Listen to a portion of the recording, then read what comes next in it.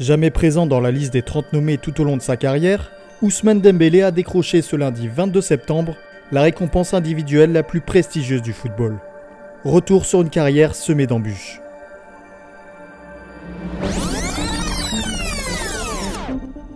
Après avoir découvert le football à Évreux, Ousmane Dembélé est rapidement repéré par le Stade Rennais à l'âge de 13 ans.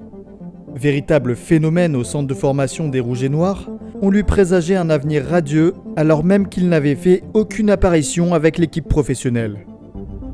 Encore en contrat de stagiaire pro et pensant avoir un temps de jeu limité avec Philippe Montagnier, il met déjà sa carrière en difficulté en allant au bras de fer avec le club pour rejoindre Salzbourg.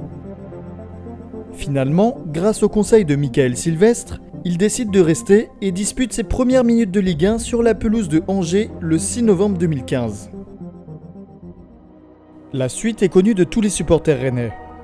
12 buts, 5 passes D, mais surtout un triplé historique face au FC Nantes.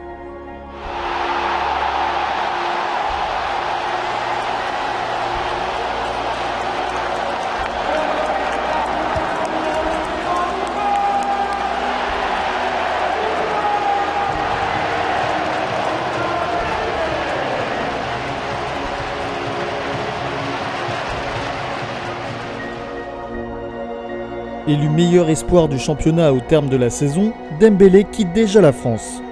Non pas pour le Barça qui le convoite déjà, mais pour le Borussia Dortmund en Allemagne. S'il n'a jamais caché son amour pour le FC Barcelone, le jeune ailier ne veut pas griller les étapes.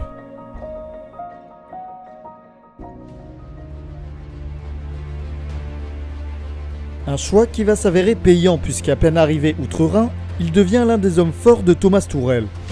And now Ousmane Dembélé, he had plenty of time, he's gone and scored! Dembélé!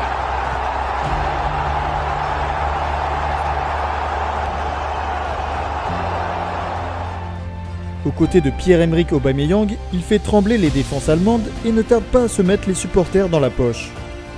Des performances qui lui vaudront d'être sélectionné en équipe de France moins d'un an après ses débuts en pro.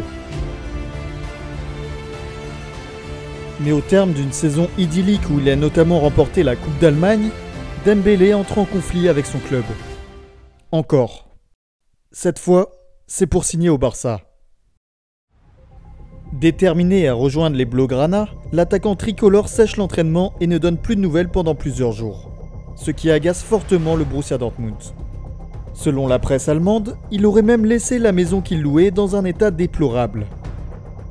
Il obtiendra finalement son bon de sortie pour rejoindre le club catalan pour 105 millions d'euros et 40 de bonus, faisant de lui à ce moment-là le deuxième transfert le plus cher de l'histoire. En plus de ce fardeau, il aura la lourde tâche de faire oublier Neymar, parti au PSG. Mais ses débuts au Barça ne vont pas du tout se passer comme prévu. Dès son troisième match officiel, Dembélé se blesse gravement à la cuisse gauche. Les prémices d'une longue série de blessures qui viendront gâcher son passage en Catalogne. Malgré une première saison décevante, il remporte la Coupe du Monde en 2018. Une éclaircie seulement sur le papier. Titulaire d'entrée face à l'Australie, il perd sa place et cire le banc de touche. Il ne jouera au final que 8 minutes lors des matchs à élimination directe, en quart de finale face à l'Uruguay. Si la saison suivante est un peu mieux sur le plan individuel, Dembélé est pointé du doigt pour son manque de professionnalisme. Nombreux retards à l'entraînement, hygiène de vie qui serait responsable de ses blessures à répétition, bref, l'attaquant français agace la direction barcelonaise qui va même jusqu'à engager des cuisiniers pour contrôler sa diététique. Mais rien n'y fait. Les images du joueur sortant sur blessure se répètent et il passe la quasi-totalité de la saison 2019-2020 hors des terrains.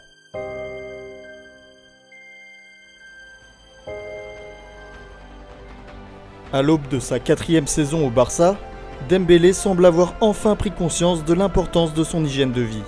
Il embauche un préparateur physique et un physiothérapeute et les résultats se font sentir. Dembouz enchaîne les matchs et montre qu'il est toujours un joueur de classe mondiale.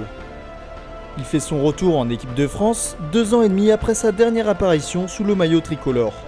Pile à l'heure pour disputer l'Euro 2021. Malheureusement, ses démons le rattraperont. Dès le deuxième match de poule face à la Hongrie, l'ailier français se blesse et doit quitter les Bleus pour le reste de la compétition. De retour de blessure, Dembélé est cette fois embêté par un problème contractuel. En effet, à 1 an du terme de son contrat, le président du FC Barcelone, Joan Laporta, fait le forcing pour le prolonger.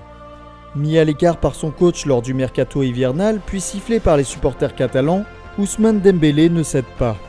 Alors que Xavi prend finalement la décision de le rappeler dans le groupe, le joueur formé au Stade Rennais renverse totalement la situation en se montrant décisif.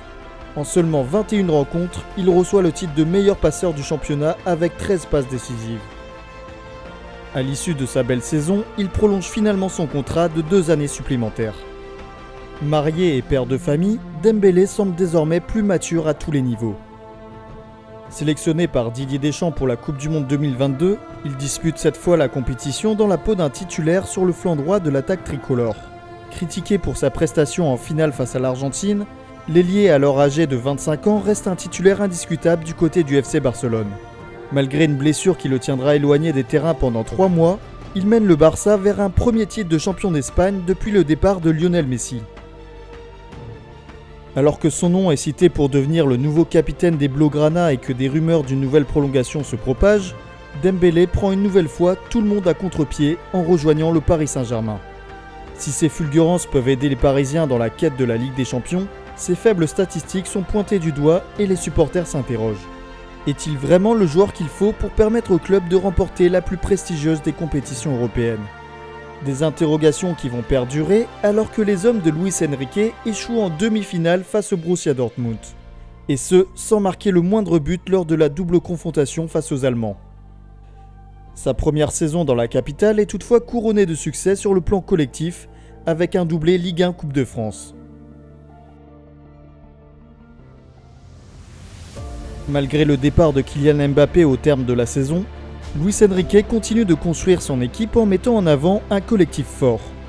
Au cœur de celui-ci, Ousmane Dembélé est critiqué pour sa maladresse devant les buts.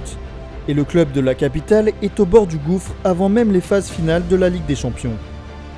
Mené 2-0 alors que la victoire est impérative face à Manchester City, l'attaquant français sonne la révolte du PSG qui finira par s'imposer 4-2. Le retrait pour Dembélé, buteur sur un de ses premiers ballons et après un festival sur le côté de Bradley Barcola.